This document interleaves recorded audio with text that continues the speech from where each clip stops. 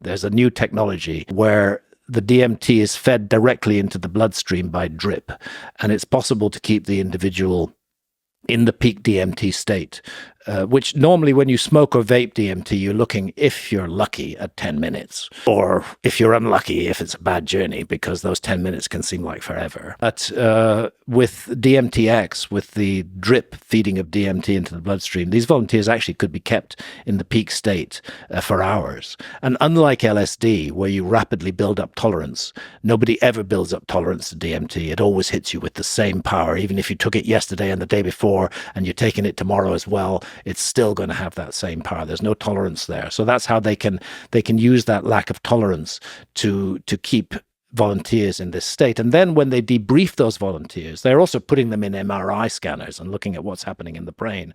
But when they debrief them, they're all talking about encounters with sentient others. It's all about encounters with sentient others who wish to teach them moral lessons. Now, to me, that's wild. What is going on here? But the moral lessons that come with it, those are very odd. Yeah, and would you say that such visions can help create myths, and especially like religious myths, that would be a cohesive thing for a large group of people to get around? Yeah, and can help us to be better members of our own community. Right, with the moral lessons. Yeah, more contributing members of our community, more caring, more nurturing members of our community. That's got to be good for any community.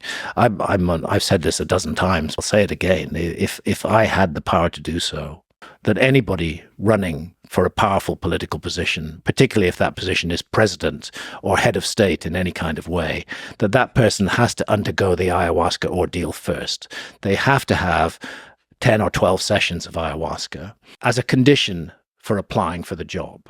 Most who had those experiences wouldn't want to apply for the job anymore. They would want to live a different kind of life. And those who did want to carry on being a leader of a nation would be very different people from the people who are leading the nations of the earth into chaos and destruction today.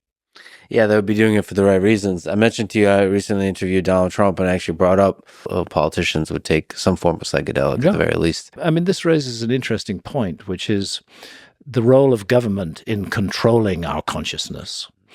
We cannot say that we are free if we allow a government to dictate to us what experiences we may or may not have in our inner consciousness while doing no harm to others. Do we really need laws that tell us what we may and may or may not experience in the inner sanctum of our own consciousness? I think it's a fundamental violation of adult sovereignty.